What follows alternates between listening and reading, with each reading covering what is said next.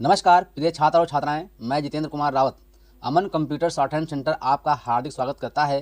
जो छात्र और छात्राएं सिंह प्रणाली शॉर्ट हैंड पूरी किताब पढ़ चुके हैं और उस किताब के मैटर की भी शॉर्ट हैंड डिक्टेशन स्पीड बना चुके हैं और उन्हें अधिक शॉर्ट हैंड डिक्टेशन स्पीड बनानी है तो संपर्क करें, क्योंकि हमने रामधारी गुप्ता की किताब में से 203 पेज डिक्टेशन के लिए हैं, जो प्रत्येक पेज में 400 शब्द हैं, जिनका डिक्टेशन 60, 80, 100 व 120 शब्द प्रति मिनट की स्पीड से 400 व 800 शब्दों पर दिया गया है। जो छात्र व छात्राएं विधिवत रूप से इन मैटरों का होमवर्क करके व्हाट्सएप पर चेक करा के अपनी शॉर्ट हैंड डिक्टेशन स्पीड बढ़ाना चाहते हैं या आउटलाइन प्राप्त करना चाहते हैं या शॉर्ट हैंड पढ़ना चाहते हैं तो संपर्क करें। मोबाइल नंबर 91 98 94 39 41, दूसरा है 700 790 52 75। अतः संपूर्ण पढ़ाई व्हाट्सएप पर वीडियो के माध्यम से कराया जाएगा। धन्यवाद। अध्यक्ष जी, किसी भी देश की विदेश नीति अपने में कोई स्वतंत्र नीति नहीं होती है, वरन वो किसी देश की आंतरिक नीति को स्पष्ट करती है। उदाहरण के लिए हम अमेरिका को ले सकते हैं। उसने अपने यहाँ अधिक अन्न पैदा किया और जब उसके पास अनाज फालतू बच गया तब वो अपने बकाया अनाज की बिक्री के लिए ऐसे देशों की तलाश करने लगा जो उधार पर माल ले सकते हों।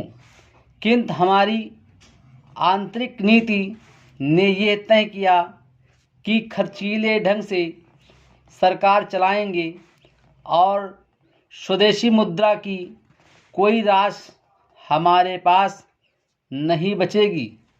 हमने कर भी लगा दिए और मुद्रा प्रसार भी कर दिया।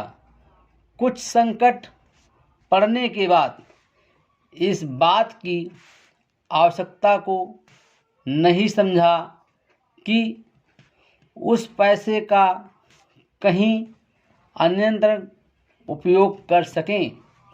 श्रीमान, मुझे माननीय प्रधानमंत्री जी के इस कथन पर दुख होता है कि दुनिया के अमीर और गरीब देशों का अंतर लगातार बढ़ता जा रहा है। मैं उनसे ये पूछना चाहती हूँ कि भारत की विदेश नीति ने उस अंतर को घटाने की क्या कोशिश की है? क्या भारत सरकार ने कभी दुनिया की पंचायत में ये कहने की हिम्मत की है कि बालिग मताधिकार के आधार पर यूएनओ का चुनाव होकर एक संसद बनाई जाए?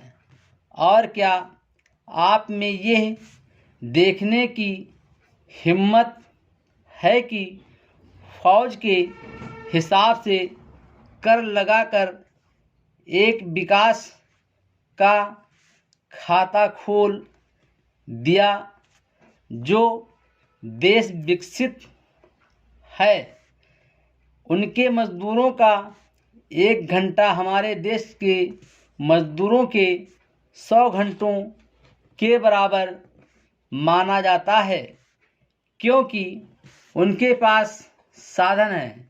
इसलिए यह अंतर और भी बढ़ता चला जा रहा है। किसी देश के अंदर आंतरिक नीति में अमीरी और गरीबी का अंतर बढ़ता चला जा रहा हो और वो दुनिया के देशों में विद्यमान अमीरी और गरीबी के इस अभिशाप को समाप्त करेगा। ये समझ में आने वाली बात नहीं है। अब मैं आपका ध्यान एक और बात की ओर दिलाना चाहती हूँ। पूर्वी जर्मनी को मान्यता देते हमें परेशानी होती है, इसलिए कि शायद पश्चिमी जर्मनी को बुरा लगे, लेकिन पश्चिमी जर्मनी ने तो अपनी रक्षा का भार दूसरों पर छोड़ दिया है। उसने अपनी पूरी शक्ति इस बात पर लगा दी है कि अधिक से अधिक उत्पादन किया जाए। आपने जो समय दिया उसके लिए मैं आभार प्रदर्शन करता हूँ और आपका धन्यवाद करता हूँ। अध्यक्ष जी, जिस समय पाकिस्तान ने भारत पर हमला किया था, उस समय उन्होंने देश की रक्षा के लिए महत्वपूर्ण कार्य किया था। इसके साथ ही मैं मंत्री महोदय को यह भी स्मरण दिलाना चाहता हूँ कि शायद उन्होंने इस पर ध्यान नहीं दिया कि इस बार जो राष्ट्रीय पुरस्कार मिले हैं उनमें रेलवे प्रशासन को केवल 2 ही प्राप्त हुए हैं, जबकि मैं ऐसा मानता हूँ कि हमारी सेना के बाद अगर किसी ने युद्ध काल में सराहनीय कार्य किया है तो वो रेलवे प्रशासन अथवा रेलवे कर्मचारी और अधिकारी हैं। इसलिए उनके मनोबल को बनाए रखने के लिए और उनको प्रोत्साहित करने के लिए रेल मंत्री को इस बात पर भी ध्यान रखना चाहिए और इसका प्रयास करना चाहिए कि जो भी इस तरह के प्रोत्साहन मिले उनमें रेलवे का विशेष ध्यान रखा जाए। रेल मंत्री महोदय ने अपने वक्तव्य में भी रेलवे कर्मचारियों की प्रशंसा की है या उनको प्रोत्साहन दिलाया है, लेकिन ये प्रोत्साहन शांतिकाल में भी बना रहना चाहिए। रेलवे ने युद्ध काल में जो काम किया वो देश की रक्षा का महान उद्देश्य था, लेकिन उसके बाद देश के निर्माण में या गरीबी मिटाने के लिए जो युद्ध होता है उसमें भी प्रत्येक रेलवे कर्मचारी का मनोबल उसी तरीके से बना रहे, इसके लिए भी रेल मंत्री महोदय को कुछ कदम उठाने की आवश्यकता है। मैं ऐसा मानता हूँ कि वो किसी भी तरीके से करें, उनका तरीका कुछ भी हो, लेकिन उनको ये करना चाहिए कि जितने भी रेलवे कर्मचारी हैं, जो भी रेलवे का मुनाफा हो उसमें वो साझीदार हों।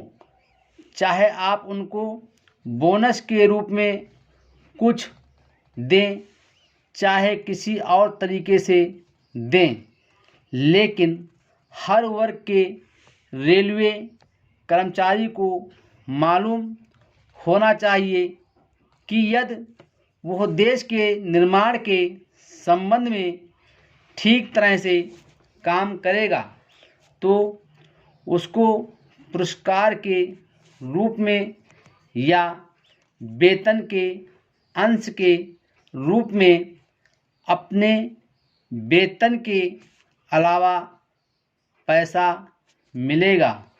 इसी प्रकार इस संबंध में मैं एक और सुझाव देना चाहता हूँ। स्वतंत्रता के बाद रेल प्रशासन भारत सरकार का प्रशासन हो गया, लेकिन ये लोकसभा एक विशेष उद्देश्य को लेकर चुनी गई है। यह उस कार्यक्रम का एक नमूना ही है। गांधी जी ने जीवन के सभी पहलुओं पर प्रकाश डाला था। धन को वे स्वयं से व्यय करने के हक में थे। Full stop.